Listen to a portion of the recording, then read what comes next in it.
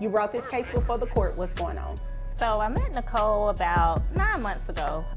She normally comes into town when she is here on a traveling assignment, and the lady next door rents out her home to travel nurses. And so over time, we, kind of clicked and we started hanging out. Her children would come over and play with mine, and we just, became really good friends.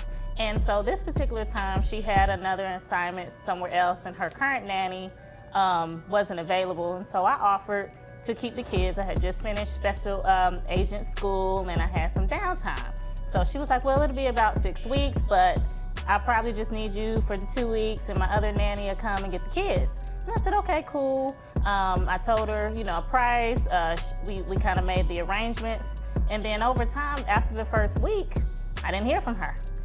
She didn't. Wait a minute. So after a week of you having her children, she didn't call you, she didn't check on them, no FaceTime, I couldn't get her on the phone. I would call, I would send her a text. The kids would even call. I think that the 10-year-old has a phone. He even tried to call. She just wasn't available. And their ages are 10 and 7. 10 and 7. Okay. Boy and girl. Okay. Yeah. So after the first week, I was like, okay, well, maybe she's just busy. I know nurses, they work 12-hour days. Cool. From the very beginning, this case hits hard. Miss Easley steps up for a woman she considered a friend, Nicole, offering to care for her kids while she took a travel nursing job. What starts as a favor between friends turns into a silent abandonment. Within just 1 week, Nicole completely disappears. No calls, no texts, not even a check-in with her own kids. Let that sink in. A mother vanishes while someone else is watching her children. This isn't just neglect. It's straight-up emotional abandonment. Miss Easley tries again and again to reach out. Even the 10-year-old child is trying to call his mom, and still, silence. What makes it worse? Nicole promised this would only be 2 weeks with payment, but now there's no money and no nanny in sight. That's not a misunderstanding. That's manipulation. Would you have kept the kids at that point or packed their bags and said enough is enough? The second week came around, I didn't get the next payment. The next payment would have been through Venmo. She didn't send me no money. She didn't send the payment. I still couldn't get her on the phone.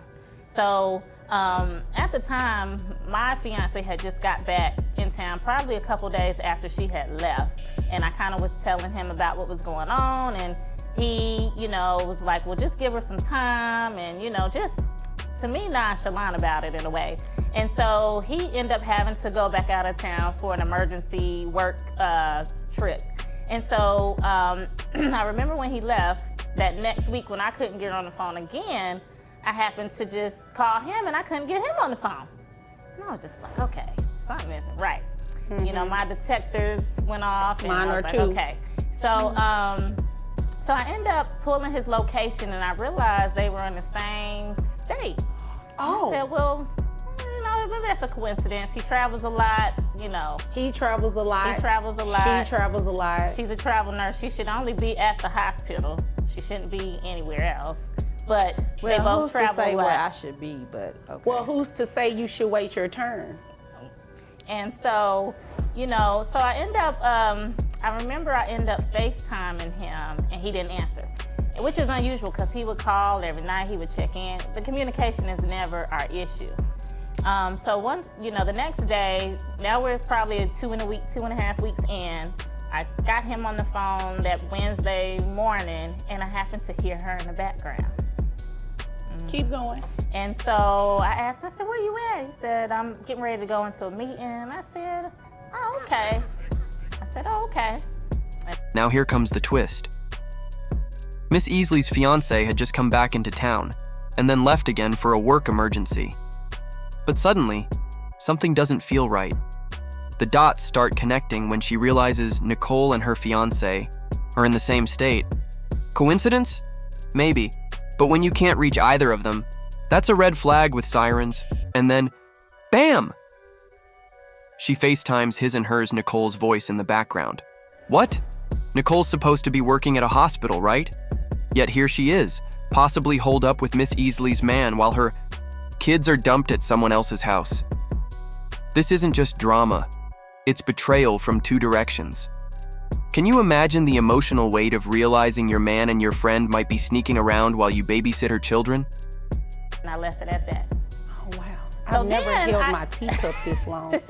So now we're going on now we're 2.5 weeks in, and so I decided to call her again. She ends up calling probably that afternoon, and was like, oh, I'm sorry, I've been working, and it's just been crazy at work, and, I'm sorry about the kids. And so I was like, well, where you say you was at again? And she told me where she was at, and I was just like, well, what happened to the nanny that was supposed to be coming? And I said, I thought I might have heard Michael in the background. Are you sure? You at work? And she kind of got an attitude and got real defensive. And I said, I'm at work, and you offered it to the kids, and I'll get you your money, and just the audacity. Yeah. You're keeping her kids. All of that. And you have kids of your own. Kids of my own. Wow. So I have, and they're older, so I don't, have that problem. So for her to do that, I was like, okay. So then now we're on the third week. No, nanny didn't show up. I still haven't received payment, and I sent her a text. I was like, look, you need to make an arrangement for your children. I did this out of the kindness of my heart. You got to figure out something. Didn't get a response. When Nicole finally resurfaces, she's full of excuses. Work is crazy, she says. But when pressed, she gets defensive fast. Classic guilt response. And get this. When Miss Easley hints she might have heard Michael, the fiancé, in the background, Nicole clams up. The audacity. She abandoned her kids and possibly entangled herself in a love triangle, all while refusing to pay a dime. Even after 3 weeks, Nicole still hasn't sent a nanny, hasn't paid, and continues to ghost. Meanwhile, Miss Easley is now taking care of these kids full time, while juggling her own children. This isn't babysitting anymore. This is full-on parental duty. She texts Nicole with a final warning to arrange something, and guess what? No response. At this point, wouldn't you consider involving Child Protective Services? Response back. So I ended up getting my fiance back on the phone, and we ended up getting into it. And I said, I asked him the same thing. Where you say you was at again? And I said, well, I talked to Nicole. She said you was with her. I played the reverse psychology thing. Right. And he said, huh? And I said, Nicole said you was with her. You on a work trip? Did you invite her? And so for him, he was like, well, no, man, she popped up on me. And so he didn't know that I really never spoke to her. Wait a minute. So he went on a secret rendezvous trip with Nicole here. They both left. Didn't. Excuse me. I don't even know if I was speaking. Hold on 1 second. I was speaking to her. I'll get to you in just a minute, okay? Okay. All right.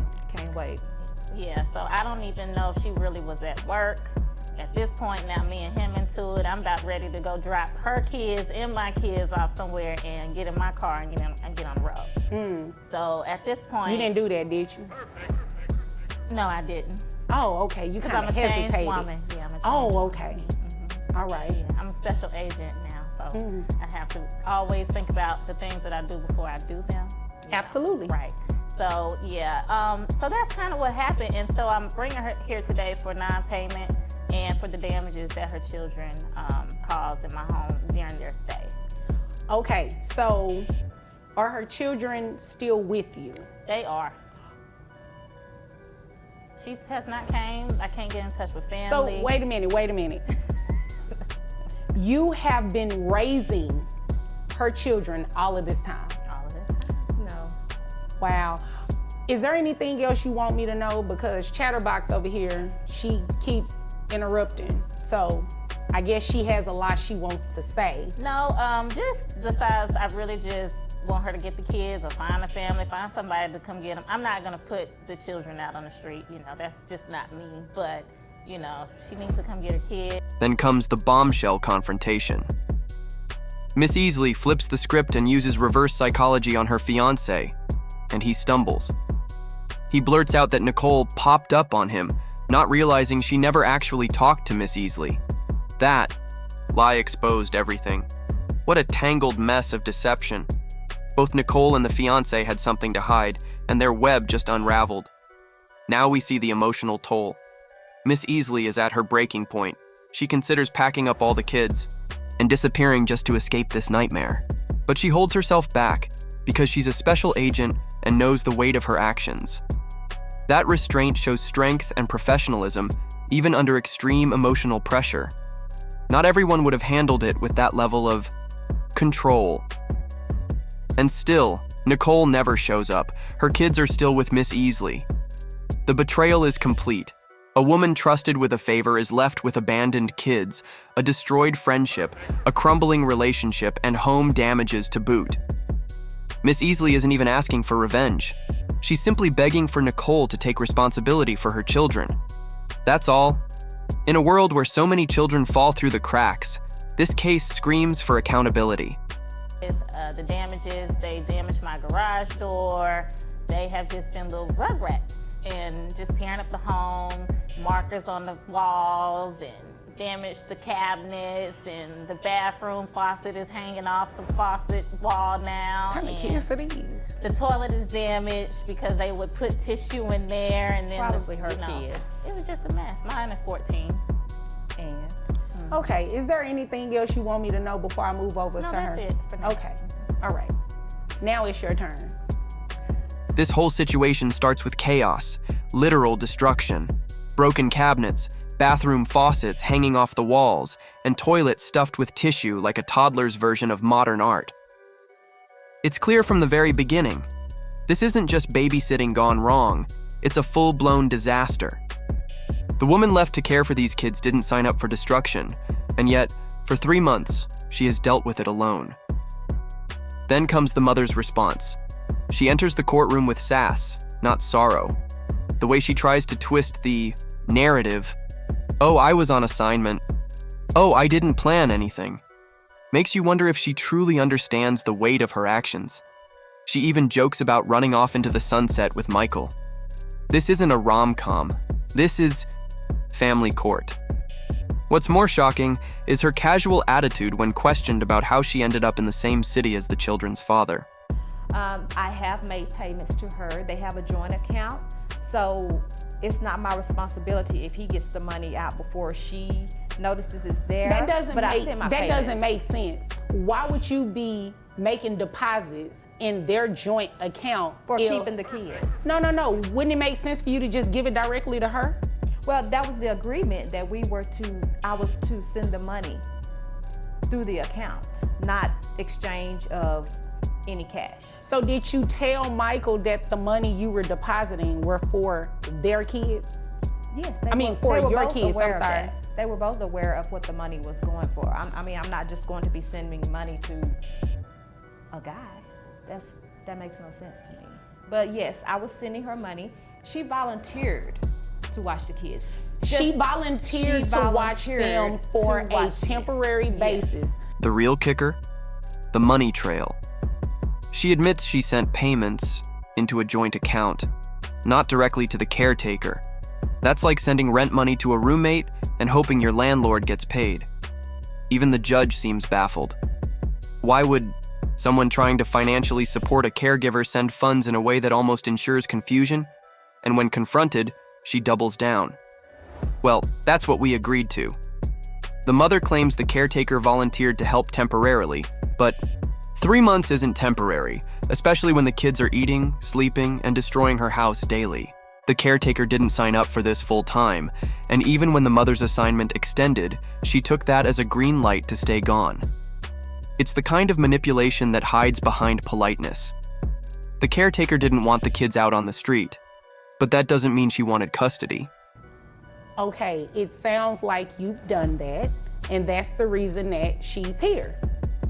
We can't necessarily award damages or anything, but you can definitely be placed on child support if your children are going to remain living with her. They will not. She's assuming the parental role of them every single day based on what she said. Voluntarily. You voluntarily gave them up. No. Yes, I can get my kids. Yes, you did. I can get my kids. Well, it's a little too late for that. You can go pick them up. Yes. But as of today, because they've been with her, how long have they been with you now at this point? Now, 3rd month. 3 months? 3 months? And they've been living with you? I've been feeding, caring. And you're still on assignment? I am. Okay, My assignment ends next you week. obviously came here to waste my time because you are definitely going to be paying her some sort of support. In Now, addition to what I've been paying her, how much have you been paying her? she gets $250 a week. The judge doesn't miss a beat. She calls out the hypocrisy with precision. You voluntarily gave them up. The mom tries to protest, but it's too late. The reality is clear. 3 months of absence and no concrete plan to return.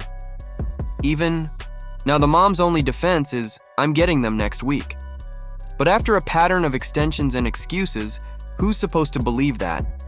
The court has heard this story before, and so have we. And let's talk about finances. The mother earns $90,000 a year, but is only sending $250 a week? That's barely enough for groceries, let alone housing, utilities, and everything else 2 young kids need. When the judge breaks down the numbers, $1,417 per month based on her income, it's not a punishment, it's justice. And yet, the mother immediately objects, but they won't be with her. Really? After 3 months, we're still playing that card? How much is health insurance? $250 a month. And you're paying that, correct? Correct. All right. So, your gross is $7,250. You have 2 children. Do you have any other children outside of these 2? No, I do not. All right. So that brings your net to $5,667.87. We take that number by 25%. That brings your monthly child support to $1,417. And I gave you credit to your $250 health insurance. What was That the sounds number? about right. Did you need me to repeat it or say Yes, it louder? please. Okay, it's $1,417 per month. But the kids won't be with her. Well, they are for now, and they have been for the past 3 months.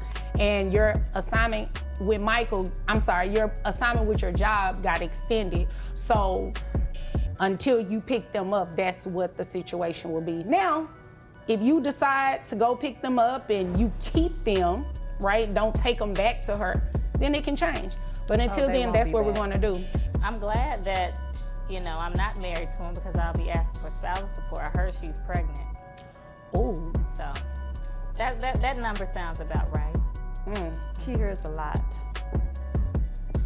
Well, it doesn't sound like you disagree with anything she said. It's right. Is there any other questions? No question. Okay. Do you have anything No, further? thank you, Judge. You're welcome. If there's nothing further, you all are dismissed. The courtroom feels tense as the math unfolds. The judge is calm but firm. No more games, no more stalling. If the kids are with the caretaker deserves support. Period. The mother's claims feel hollow when stacked against the caretaker's daily reality, feeding, bathing, and sheltering 2 children alone. And the most painful irony? The mom admits she'd be asking for spousal support if she were married to Michael. So she understands support, just not when she's the one who has to give it. As the ruling is delivered, the judge makes it crystal clear. Until those children are physically picked up and kept, child support is non-negotiable. There's a sense of finality in the judge's tone, as if she's seen this pattern too many times before. And just when you think it's over, the caretaker drops a bombshell. I heard she's pregnant. Another child, while 2 are already left behind. It's a painful reminder of how irresponsibility can echo across generations.